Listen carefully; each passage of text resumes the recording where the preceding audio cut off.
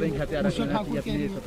देखिए, हथियार जो है, लाइसेंसी हथियार आत्मरक्षा के लिए, तो भारत में संविधान का राइट है, ये तो सभी को दिया है। आप भी रखिए, आपको किसने रोका है? आत्मरक्षा के लिए रखिए, आत्मरक्षा के लिए रखिए, अपने राष्ट्रीय स्वाभिमान के लिए रखिए। उसमें क्या है? कभी अरे चाकू तो रोज लोग घर में सब्जी काट रहे हैं, हमसे काटते हो क्या? चाकू से ही तो सब्जी काटते हो ना, तो चाकू लोग रखते हैं। लेकिन इसका मतलब ये कतई नहीं है कि किसी को भी सज्जन को सताया जाए। कोई दुर्व्यवहार करने वाला, बेटियों को छेड़ने वाला, अपराध करने वाला, भारत की संप्रभुता को चैलेंज करने वाले के लिए तो सबको लड़ना पड़ेगा।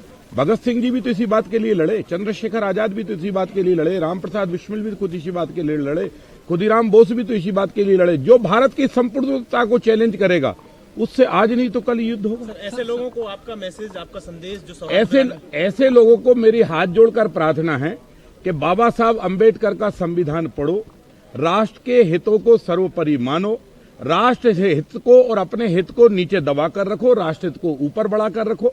तो मैं समझता हूं कि सभी धर्म के लोग हिल मिलकर रहेंगे, सब एक दूसरे को गले मिलेंगे।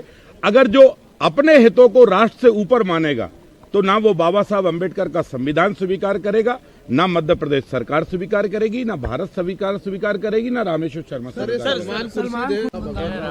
देखिए, सलमान खुर्शीद तो पगला गए, पहले भी उनके इस तरह के स्टेटमेंट आए और उनको माफी मांगनी पड़ी है। पूरी कांग्रेस इस समय सटिया गई है।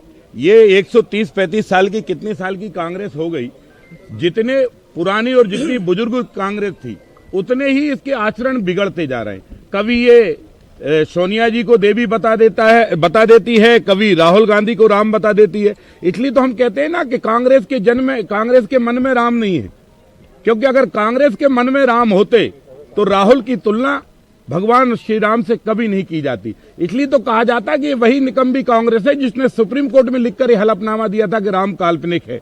तो जिसकी नजरों में राम काल्पनिक है, उसकी नजरों में राहुल गांधी बंदर राम दिखता है। और इसलिए ऐसी कांग्रेस को मेरी यही की प्रार्थना है कि राम को राम मानो, भगवान को भगवान मानो। ये जो कठपुतली का आपको आदमी मिला है, इसको अपने हिसाब से भली नाच नचाओ, पर भगवान मत बनाओ। सर, उमा भारती का एक बयान, स्थानीय सरकार का भी अपना एक CID विभाग है और थानों से भी ये सारी चीजों का संकलन होता है। ऐसे कई लोग हैं जो मध्य प्रदेश में माहौल बिगाड़ने की साजिश रच चुके हैं।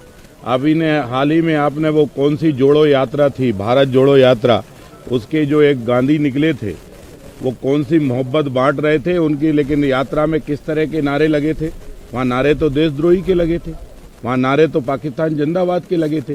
तो ऐसे नारे लगाने वाले लोग जब कहीं कोई चीखेंगे, चिल्लाएंगे, तो स्वाभाविक है कि राष्ट्रभक्तों की तरफ से भी कोई ना कोई, तो इसलिए सतर्कता बरतना ये सरकार का पहला कर्तव्य होता है। और उसी निर्देश में मध्य प्रदेश सरकार ने सभी जिला कलेक्टर, सभी पुलिस अधीक्षकों को इस तरह के निर्देश दिए हैं। मैं समझता हूं ये तो सुरक्षा की दृष्टि से जरूरी भी है और आवश्यक भी है। और जो इस तरह के मंसूबे रखते हैं उनको कुचलना भी चाहिए, क्योंकि मामा का भी बिल्डोजर लगातार चल ही रहा है ना।